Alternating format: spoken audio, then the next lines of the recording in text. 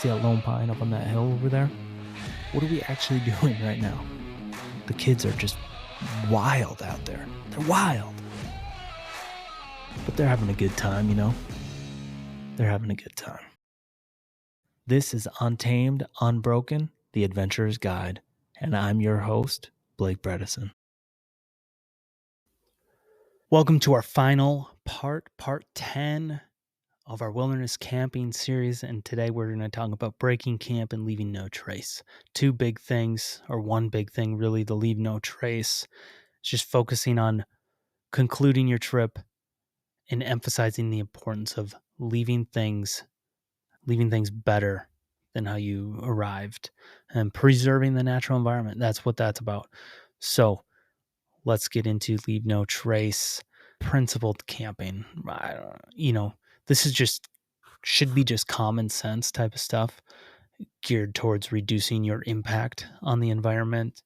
And it's just minimizing waste. It's respecting the wildlife, respecting the wild, and it's being considerate to other visitors who are maybe coming in behind you. Okay. Site restoration. So beyond simply packing out what you bring in, consider how you could restore the campsite, spreading out leaf litter, brushing away tent imprints, disguising any alterations you may have made to make it look like no one was ever there. Or if it is a designated campsite, just making it look better than you left it. And then we'll talk a little bit on just reflecting, basically doing a mini debrief and closing thoughts, reflecting on those experiences. Some good stuff can happen from these wilderness trips. So let's go just quick step by step, dismantling your shelter, tent care. You're going to remove debris from inside your tent. You shake it out. Ensure everything's dry before you fold it up and pack it, and all that helps prevent mold and mildew. If you can't and you have to put things away wet, then you're setting things up when you get back home to let those things dry out, which, let's be honest, if you're leaving in the morning, early in the morning or something, you're packing up tent, nothing's going to be completely dry. Usually, you got some sort of condensation going on that you kind of put things away a little bit wet. Gear inventory, do a check of your gear, ensure everything's packed and you got nothing left behind or forgotten. You're looking for all of that stuff throughout the campsite. And then environmental restoration, returning the things to its natural appearance. The goal is always to make it look like you were never there and there was no one ever there. Dispersing rocks or wood or brush. If you have a bunch of grass bed down, try to fluff it up. That type of stuff is kind of what you're wanting to do. Micro trash removal is the next thing. Look for all those little bits of trash, food wrappers, anything that isn't natural, that's not supposed to be there. Pick it up, throw it in, and pack it out. Pack out all garbage.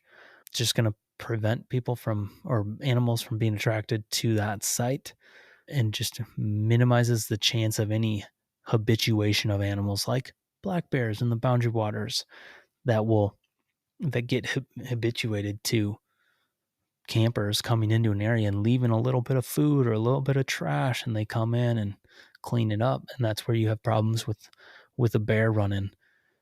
Use some common sense. Be considerate. Safety and enjoyment go hand in hand. So emergency preparedness, effective communication. If you're constantly worrying about something like safety or how you're going to get out of somewhere if there is an emergency, it's in the back of your head, you're not going to enjoy yourself as much. So a safe camper, essentially a safe outdoorsman, mentally cleared up space so they can immerse themselves in the joys of the outdoors. Okay, you're not even consciously or unconsciously thinking about other things. Post-camping considerations. Now, this is about reflecting on your experience. This maybe is for personal growth. Maybe it's for future trip planning. One thing I really like to do is keep a journal and a log of what we did every day. You know, maybe especially on the days in and days out.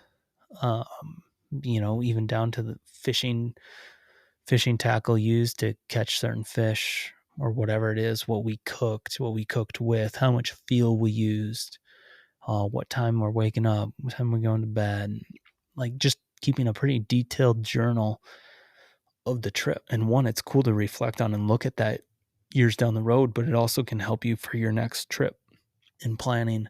I do it when I'm hunting, keep a hunting log of being like, yep, made it out here at this time. I got up at this time. I left the house at this time.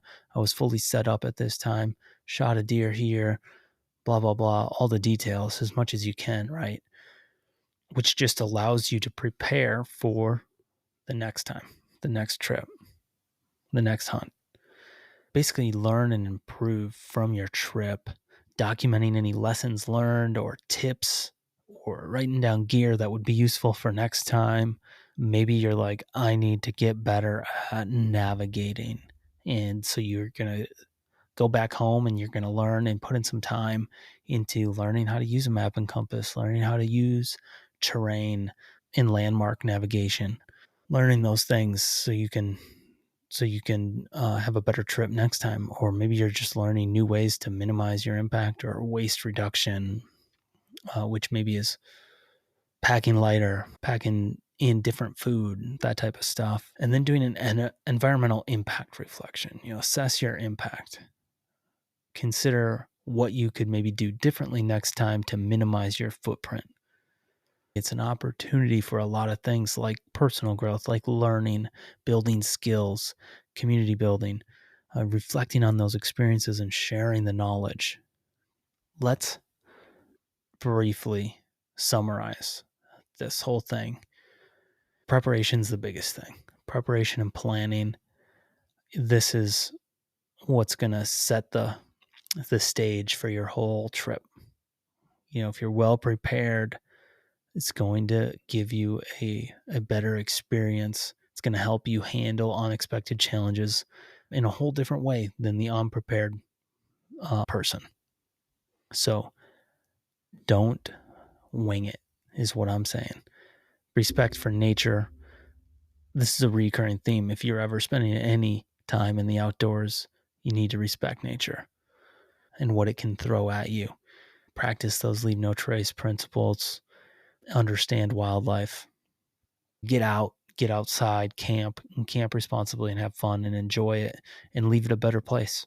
One thing I want to touch on here, like I said, is a quick rundown on a gear list. Let's go through it. It's a kind of a big one. So let's get started. You're not going to pack everything. In fact, most trips, you're going to pick and choose things, right? But this is just giving you some basics, things to think about on the packing list. And I'm also going to have this will be attached. I'll make some sort of PDF version and you'll be able to get this. But let's talk about it. Basic gear, tent, sleeping bag, sleeping pad, backpack, a backpack rain cover, cooking and eating, a stove, lighter, matches, cookware, eating utensils, food storage, biodegradable soap, foam, food, water bottle or a hydration reservoir. I like the Catadine Be-Free water filter. It's my personal favorite. Hydration and water treatment. So you got your water filter, purifier, water treatment tablets, a collapsible water container, clothing, your base layers that are moisture wicking. I like merino wool for those. Insulation layer, like a down or maybe a fleece jacket. Outer layer is your waterproof layer, breathable jacket or pants. Hiking boots and shoes, broken in and comfortable. You don't want to buy brand new shoes for a trip in general. Camp shoes, socks, hat, gloves, rain gear. Absolute need rain gear. Navigation, got your map, your compass, maybe a GPS device or those, like I said, on your phone, those downloadable apps like Onyx Hunt, Off-Road, Backcountry, Base Map. And then having a trail guide with descriptions, if available, those are nice to have too. Safety and emergency, first aid kit, which is a whole nother list of things. Whistle, multi-tool knife, emergency shelter. Yeah, that's a bivy sack or emergency blanket or a little emergency tent. Headlamp, flashlight, sun protection, insect repellent, bear spray, potentially a pistol, personal items and extras. We got camera, X-ray batteries, memory cards, notebook and pen, pencil, book, tracking poles, maybe a star charger or stargazing app, maybe some entertainment cards or small games. Charging bank is a big one if you're relying on your electronic devices, especially if you're relying on them for navigation on an app. And then leave no trace equipment. You're going to want a trowel, some trash bags, maybe. Sometimes all you need for a trash bag is a gallon Ziploc bag for your trash. Advanced or maybe some extra gears, a GPS tracker, a beacon, a solar charger, a hammock, a camera tripod. Extra cooking, hydration stuff is a portable coffee or tea maker, collapsible sink or basin, spice kit, portable. You're not using this. A portable water heater. Literally, what this could mean is I have one of these things. It's a black 5-gallon thing that you hang in a tree. You fill it up, stick it in the sun, it heats up, hang it in a tree, and you can take a little shower. That's an extra. That's a luxury thing. Clothing and footwear additions to those basics I already listed would be gaiters, maybe some thermal underwear, long underwear, that type of thing. Swimwear, maybe swimsuit. Bandanas or buffs are nice. A wicking balaclava or neck gaiter. Navigation, communication add-ons that are in addition to what I said, or maybe an altimeter, useful. Maybe, some people use their watches for that stuff. Portable weather radio, two-way radios are nice for traveling in groups, just for group communication within your group. Safety and emergency stuff that you could add on, signal mirrors, fire extinguishers. They make little mini versions of these. Survival manual. This isn't an extra. This is a for sure. Pack duct tape. Wrap it around something. Wrap it around your water bottle. Wrap it around a lighter. But pack some extra duct tape. Not the whole roll, just pack some. Wrap a bunch of stuff around a lighter. That's what I do. I keep it around a lighter. I have a couple lighters. You put it around I have like this little, it's not a tripod, but it's a attachment thing that goes on my canoe, on my, the thwarts of the canoe. I have it wrapped around that stuff. Personal and convenience items, a travel pillow. I always like a pillow, an actual little mini pillow. Journal or sketchbook, some binoculars maybe, portable seat or cushion, something to think about there. Microfiber towels, biodegradable wipes, rechargeable batteries, maybe a mesh bag for litter or trash. Miscellaneous stuff, maybe you want repair kits, some field guides, some sort of rope or cordage, clothesline with clips. You should always have some rope, but maybe not a specific clothesline type thing. I don't know. That does it. I'm going to have a link with some additional resources. Basically, I'll just a link to a PDF version of this guide that you can check out. I'll have some clickable links and stuff like that you'll be able to use. Thank you for listening. And that concludes this wilderness camping series that really is geared towards beginners. So if you are a beginner, I hope you got something out of this. Hope you enjoyed it. Thank you again for listening, and stay tuned for next week. Stay wild. Thank you for sticking around. If you've enjoyed the show, don't forget to subscribe, leave us a rating and review. Even one word, it helps a ton. Sincerely appreciate you guys. Thank you all, and we'll see you on the next one. Stay wild. You've been listening to Untamed, Unbroken.